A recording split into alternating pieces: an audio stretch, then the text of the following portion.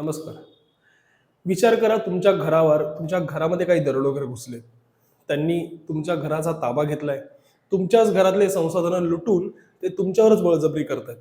आता त्या दरोडेखोरांना, त्या गुंडांना किंवा त्या चोरांना हुसकावून लावण्यासाठी तुम्ही बळाचा वापर कराल? का त्या गुंडांनी समजा एक तुम्हाला ऑफर दिली, की आमच्यासोबत दुसऱ्या गुंडांसोबत लढायला चला, त्यात आम्हाला विजय जर मिळाला, तर आम्ही तुमची सुटका करू. बरं हा नंतरचा भाग. ते करतील, नाही करतील, त्यांच्या शब्दावर कितीचा विश्वास ठेवायचा, हा एक दुसरा भाग. आता अशा प्रकारे तर आपण रेजिस्ट करणं नक्कीच नाही. आपल्या घरात आलेल्या गुंडांना आपणच बळाचा वापर करून हुसकावून लावू. पण अशाच प्रकारची घटना भारताच्या इतिहासामध्ये दुसऱ्या महायुद्धाच्या सुमारास घडली होती. जेव्हा दुसऱ्या महायुद्धाची सुरुवात होणार होती, तेव्हा ब्रिटिशांनी भारताची मदत मागितली आणि भारताने जर मदत केली आणि जर विजय मिळाला, तर भारताच्या स्वातंत्र्याचा आम्ही विचार करू आणि संविधान सभा गठीत करू, भारताला स्वातंत्र्य मिळवून देऊ, असा शब्द ब्रिटिशांनी तेव्हा दिला होता. पण ब्रिटिशांचा शब्द एकतर असे दिलेले प्रॉमिस आणि त्यात त्याही ब्रिटिशांकडनं, त्यामुळे कितीचा विश्वास ठेवायचा, त्यामुळे त्याच्यासाठी महात्मा गांधी सुद्धा तितकेच तयार नव्हते. परंतु काँग्रेसने त्याला सहमती बऱ्यापैकी दर्शवली होती. पण जसं आपण सामान्य परिस्थितीमध्ये, जसं मी पहिल्या उदाहरणात म्हटलं, की आपल्या घरात आलेल्या गुंडांना आपल्या घरातून पळवून लावण्यासाठी त्यांच्यासोबत दुसऱ्या दोन गुंडांशी लढायला तर आपण जाणार नाही, तर त्यांना आपण आपल्या घरातनं कसं हुसकावलं याचा विचार करू. हीच नीती होती सुभाषचंद्र बोस यांची, जी त्यांनी राबवली आणि अवलंबली सुद्धा. त्यांनी ब्रिटिशांसोबत लढण्यापेक्षा ब्रिटिशांविरुद्ध लढवून आपल्या घरातून त्यांना हुसकावून लावू शकतो, याच्यासाठी त्यांनी इंडियन मिलिटरीची स्थापना केलेली, जी भारतीय इतिहासातली भारताची पहिली स्वतःची मिलिटरी होती. आणि त्यांनी ब्रिटिशांविरुद्ध लढून, म्हणजे ब्रिटिश जेव्हा दुसऱ्या महायुद्धात व्यस्त असतील तेव्हाच ही चांगली वेळ आहे आणि आत्ताच या क्षणाला आपण उपयोग ह्याचा फायदा करून घेऊ शकतो आणि ब्रिटिशांना भारतातून हुसकावून लावू शकतो, हे ते आग्रहाने आणि हिरिरीने सांगत होते. पण त्याच्याबद्दल मतांतर, अनेक मतभेद राहिले आणि ती नीती आपल्या भारतीय काँग्रेसकडनं किंवा भारतीय राजकारणात वापरली गेली नाही. आणि त्यामुळे सुभाषचंद्र बोस यांनी ती वैयक्तिक पातळीवरती राबवली. सुभाषचंद्र बोस यांची जयंती आता आज आहे. त्याबद्दल आपण त्यांच्याबद्दल थोडक्यात माहिती जाणून घेऊ. नमस्कार, मी अक्षय ठाकूर आणि एकाग्र अकॅडमीच्या युट्यूब चॅनलवर मी तुमचं स्वागत करतो.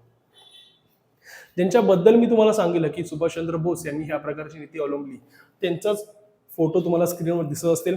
पहिला फोटो बघून तर आपण ओळखू शकतो नेताजी सुभाषचंद्र बोस होते. पण दुसरा फोटो असणारी ही व्यक्ती कोण? सुभाषचंद्र बोस हेच ते आहेत का, त्यांचे कोणी बंधू आहेत का, त्यांच्यासारखी दिसणारी कोण व्यक्ती आहे? अनेक थेरीज आहेत, त्याच्याबद्दल आपण तिथपर्यंत येऊयाच. पण त्याच्या जीवन प्रवासाबद्दल थोडक्यात माहिती घेऊया. नेताजी सुभाषचंद्र बोस यांचा जन्म 23 जानेवारी 1897चा कटकमध्ये झाला होता, जो आजच्या ओरिसा प्रांतामध्ये आहे. आजच्या ओरिसा राज्यात आहे, तेव्हाच्या तो बंगाल प्रांतामध्ये होता. त्यांचं स्कूलिंग जे होतं ते मोस्टली प्रोटेस्टंट युरोपियन स्कूल कटकमध्ये झालं होतं आणि नंतर रेनशॉ कॉलेजिएट स्कूलमध्ये ते शिकण्यास होते.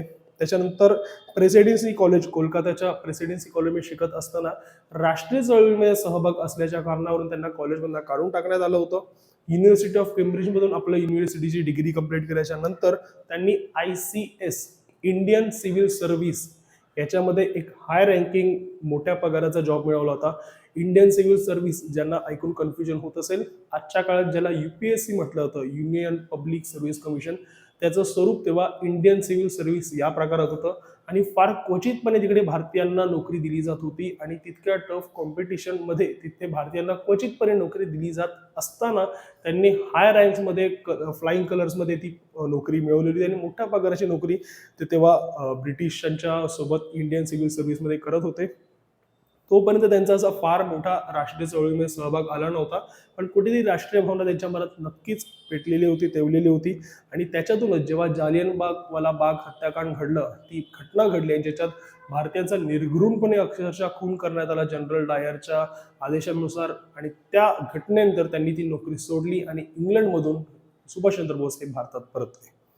भारतात परतल्यानंतर 1920ला सर्वात पहिलं त्यांनी इंडियन नॅशनल काँग्रेसची मेंबरशिप घेतली आणि आपल्या 1921 ते 1940 या दरम्यानच्या काळात त्यांनी इंडियन नॅशनल काँग्रेसमध्ये अगदी मोठ्या मोठ्या महत्त्वाच्या कामांमध्ये सहभाग घेतला. त्यानंतर या सुमारास त्यांनी वृत्तपत्र स्वराज पक्षाचं जे फॉरवर्ड नावाचं जे वृत्तपत्र होतं, त्याच्यामध्ये संपादक म्हणून काम पाहिलं आणि लगेच पुढच्याच वर्षी स्वतःच्या स्वराज नावाच्या वृत्तपत्राची स्थापना केली आणि ते चालवलं.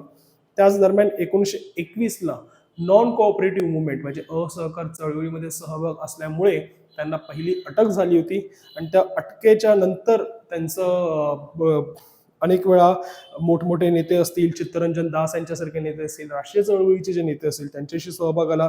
त्याच्यातून त्यांना 1923 साली ऑल इंडिया युथ काँग्रेसची अध्यक्षपद मिळालं, बंगाल स्टेट काँग्रेसचं सचिवपद मिळालं आणि नंतर सीईओ या पदावरती होते, चीफ एक्झिक्युटिव्ह ऑफिसर.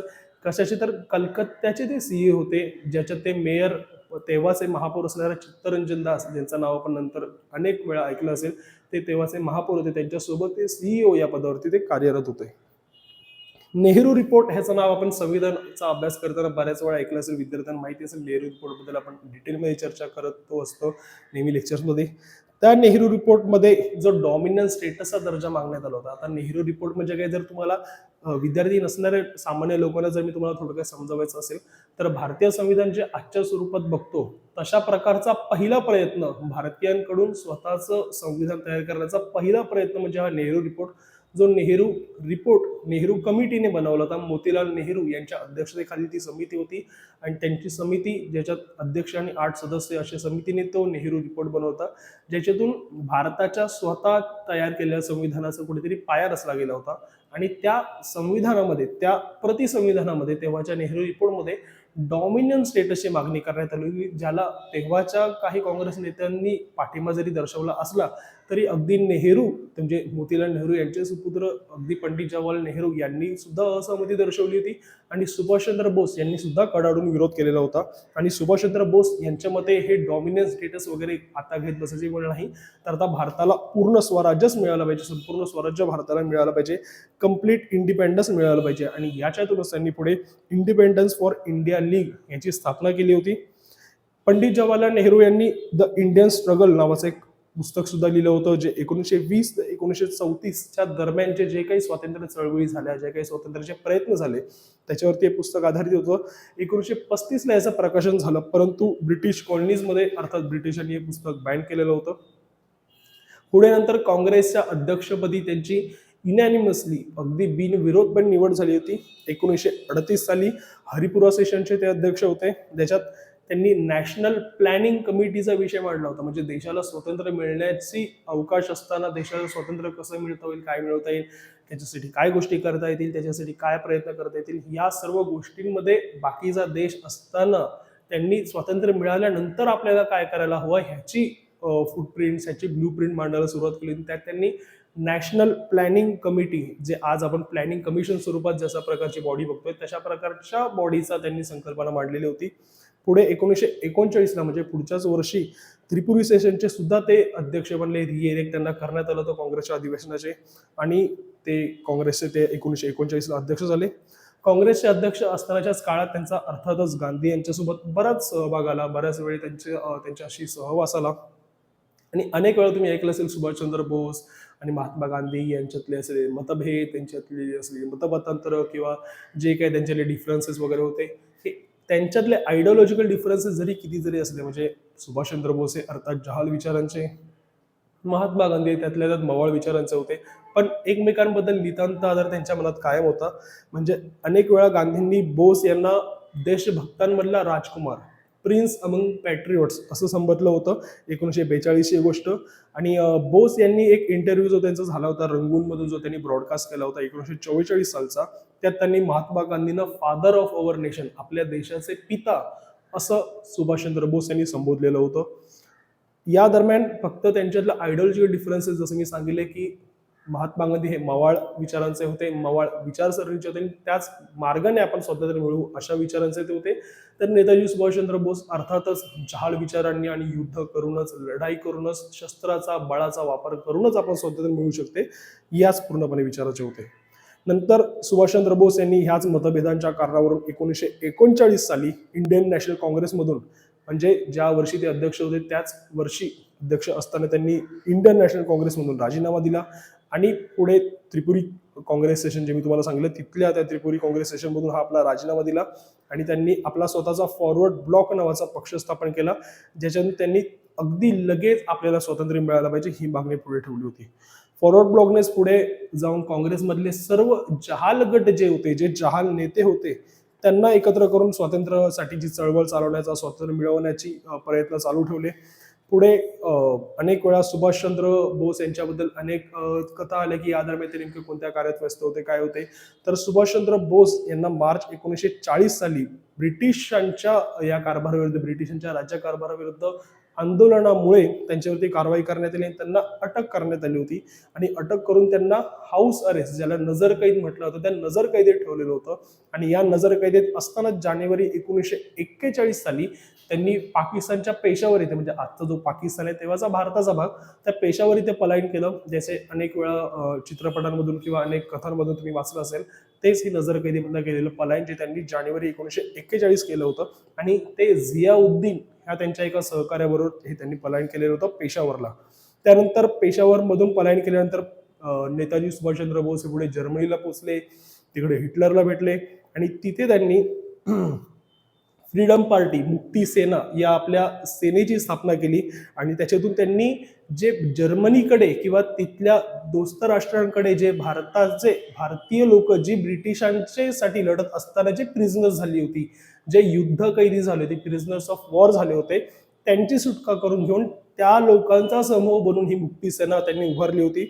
आणि त्याच्याद्वारे ब्रिटिशांवरती हल्ला करून स्वातंत्र्य मिळवण्याचा त्यांचा हेतू होता आणि त्यांची प्लॅनिंग होती. आणि याच आर्मीने, म्हणजे जी मुक्ती सेना, जी तुम्हाला नाव सांगितलं, त्यांचं जय हिंद हे वाक्य ठरलं होतं. आणि त्यांनी स्वतःचं एक फ्री इंडिया सेंटर जर्मनीमध्ये बनवलं होतं. आणि हीच ती मुक्ती सेना होती ज्यांच्याकडनं सुभाषचंद्र बोस यांचा उल्लेख हा नेताजी असा होऊ लागला. आणि पुढे जाऊन हे नाव सुभाषचंद्र बोस यांची उपाधी आणि एक वगैरे पदवी ठरली. आणि कायम आज आपण सुभाषचंद्र बोस यांच्या नावापुढे नेताजी हे लावलेलं आणि ऐकलेलं आपण बघू असतो.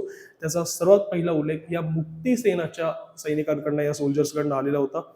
पुढे आपल्या 1942 एका रेडिओ ब्रॉडकास्टमधनं त्यांनी सिंगापूरला आणि त्याच्यानंतर पुढे जाऊन जर्मनी आणि जपानच्या सबमरीन्समध्ये जाऊन त्यांनी आपला हा जो स्वातंत्र्य मिळवण्यासाठीचा जो स्ट्रगल होता तो कायम ठेवला. त्यानंतर सुभाषचंद्र बोस यांनी इंडियन नॅशनल आर्मीची स्थापना केली, ज्याला आपण आझाद हिंद फौज या नावाने ओळखतो. आझाद हिंद फौजची त्यांनी स्थापना केली. आणि सुरुवातीला ही इंडियन नॅशनल आर्मीची स्थापना ही मोहन सिंग यांनी 1942 मध्ये जपानच्या साहाय्याने केली होती. त्याच्यात 40,000 भारतीय युद्ध कैदी होते, Indian prisoners of war total 40,000 होते. आणि त्यांच्याद्वारे सुभाषचंद्र यांनी त्यांची कमांड घेतली. आणि जुलै 1943 सिंगापूरमध्ये ही कमांड त्यांनी या इंडियन नॅशनल आर्मीचे घेऊन त्याची पुनर्स्थापना केली आणि त्याची पुनर्रचना केली, रिऑर्गनायझेशन केलं. आणि प्रोव्हिजनल गव्हर्नमेंट, स्वतंत्र भारताची पहिली प्रोव्हिजनल गव्हर्नमेंट त्यांनी अनऑफिशियली स्थापन केली.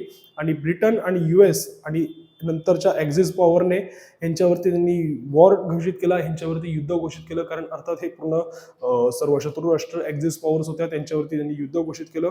आणि याच इंडियन नॅशनल आर्मीमध्ये त्यांनी एक स्वतःची वुमन ब्रिगेड सुद्धा बनवली होती, ज्याच्यामध्ये या युद्धामध्ये, या फौजेमध्ये महिलांचा सहभाग असावा हा त्यांचा उद्देश होता. आणि या महिलांच्या जी फौज बनवली होती त्याची नाव त्याला देण्यात आलं होतं राणी झाशी रेजिमेंट, राणी लक्ष्मी फौज, राणी झाशी फौज असं त्याला नाव देण्यात आलं. आणि या वुमन युनिटचं नेतृत्व जे यांनी केलं होतं त्या होत्या आपल्या कॅप्टन लक्ष्मी स्वामीनाथन, यांना त्या फौजेचं प्रमुख करण्यात आलेलं होतं. आणि महिलांचा सहभाग हा केवळ राज्यकारभारात किंवा राज्य शासनात आणि ह्याच्यात नसावा, स्वातंत्र्य चळवळीत नसावा, तर अगदी लढ्यामध्ये, सशस्त्र लढ्यामध्ये सुद्धा त्या तितक्याच हिरिरीने आणि तितक्याच जोशाने पार्टिसिपेट करू शकतात. आणि त्यातूनच त्यांनी हे एक स्वतंत्र लेडीज रेजिमेंटची स्थापना केली, त्यांनी त्याचा विचार मांडलेला होता.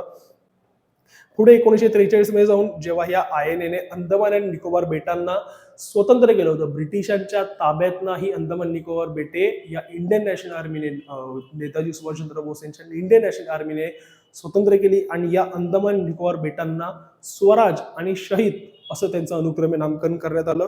आणि ह्या इंडियन नॅशनल आर्मीचं नंतर जे हेडक्वार्टर होतं ते रंगून इथे स्थापन करण्यात आलं. आज ज्याला आपण रंगून म्हणतोय ते बर्मा, ज्याला आज आपण म्यानमार म्हणतो, तिथे जानेवारी 1944 मध्ये त्यांनी त्याची स्थापना केली. आणि चलो दिल्ली ही त्यांची घोषणा त्या आर्मीची होती, त्यांची ठरलेली होती. पुढे जाऊन याच आर्मीचा खूप मोठा इम्पॅक्ट मोईरांगमध्ये पण पडला. त्याच्यानंतर जपानने मात्र नंतर आपल्या युद्धामधनं माघार घेतल्यामुळे, युद्धातनं पिछेहाट केल्यामुळे जानेवारी 1945 सुमारास आणि नंतर 1945 मध्ये वर्ल्ड वॉर II मध्ये जेव्हा जपानने सरेंडर केलं तेव्हा कुठे इंडियन नॅशनल आर्मीच्या कार्यांना ब्रेक लागला आणि काही गोष्टींमध्ये त्यांना पिछेहाट पत्करावी लागली आणि खूप मोठं नुकसान सहन करावं लागलं. नेताजी सुभाषचंद्र बोस यांचे चरित्र असंच अनेक धावपळीचं, धडपडीचं आणि कोणत्या ना कोणत्या कार्याचं राहिलं. पण सर्वात जास्त चर्चा जर कोणत्या गोष्टीबद्दल नेताजी सुभाषचंद्र बोस यांची होत असेल तर ते त्यांच्या मृत्यूबद्दल. त्यांचा मृत्यू ऑफिशियल लेवलला जरी सांगितला जात असला की त्यांचा मृत्यू हा प्लेन क्रॅशमध्ये झाला होता, म्हणजे 18 ऑगस्ट 1945 ही तारीख जेव्हा त्यांचा मृत्यू झाला असं सांगण्यात येतं. तायहोकू ज्याला तैपेई म्हटलं होतं, जे आजच्या तैवानमध्ये आहे, तैपेई शहर ज्याला आज आपण म्हणतो त्याचं तेव्हाचं नाव तैहोकू. त्याच्यामध्ये जॅपनीज मिलिटरी प्लेनने जपानला जात असताना ते प्लेन क्रॅश झालं, ज्यात त्यांचा खूप भाजून त्यांचं खूप एका फार दुर्दैवी प्रकारे ते अति जखमी झालेले होते, गंभीर जखमी झालेले होते आणि त्याच दिवशी त्यांचा थोड्या उशिरा त्याच दिवशी त्यांचा मृत्यू झाला असं ऑफिशियल लेवलला जरी सांगण्यात येत असलं. आणि त्या मृत्यू झालेल्या त्यांचा अग्नी दिल्याच्या नंतर त्यांची जी राख आहे, जी त्यांचे ॲशेस आहेत, ते टोकियोमधल्या रेनकोजी टेम्पलमध्ये ठेवण्यात आलेले आहेत. हे ऑफिशियल लेवलला सांगण्यात आलं. पण ह्या त्यांच्या मृत्यूबद्दल अनेक थिअरीज आहेत. काहींचं म्हणणं आहे की हा मृत्यू खरा नव्हता, हा करण्यात आलेला बनाव होता, किंवा त्यावेळी नेताजींचा जो कोणी होता दुसरा बहुरूपी होता त्याचा मृत्यू झालेला होता. नेताजी यांना कुठेतरी कल्पना होती की जपान दगा देईल किंवा ब्रिटनकडनं काहीतरी गोष्टी केल्या जातील, म्हणून ते स्वतः गेलेलेच नव्हते. तर ते त्याच्याऐवजी सोव्हिएतला गेले, रशियाला गेले आणि तिथे त्यांनी काही वर्ष एजंट म्हणून काम केलं. किंवा काहींचं म्हणणं होतं की रशियाच्या साहाय्याने भारतातल्या तेव्हाच्या नेत्यांनी नेताजी सुभाषचंद्र बोस यांना अडकवून ठेवलं, त्यांना अरेस्ट केली, त्यांना तिकडे छळ झाला, त्रास दिला आणि तिकडेच त्यांचा मृत्यू झाला. ही दुसरी थिअरी सांगितली जाते. एक तिसरी थिअरी या दरम्यान अशी अजून पुढे येते की मॉन्क थिअरी, ज्याच्यामध्ये तुम्ही स्क्रीनमध्ये पहिला फोटो जो मी तुम्हाला दाखवला होता ती ही मॉन्क थिअरी पुढे होते, ज्याच्यामध्ये असं सांगण्यात येतं की नेताजी सुभाषचंद्र बोस हे भारतात परतले होते आणि भारतात ते विजनवासात अज्ञातवासात नाव बदलून एका वेगळ्याच ठिकाणी राहत होते. म्हणजे जे सांगलं होतं की उत्तर प्रदेशमधल्या गावांमध्ये ते 1980 पर्यंत फिरत होते, गुमनामी बाबा म्हणून, किंवा ज्यांना भगवानजी असं सुद्धा संबोधलं जात होतं. आणि याच्याबद्दल अनेक थेरीज पुढे निघून आल्या, म्हणजे ह्या 3 प्रमुख थेरीज तर त्याच्याबद्दल सांगल्या जातात.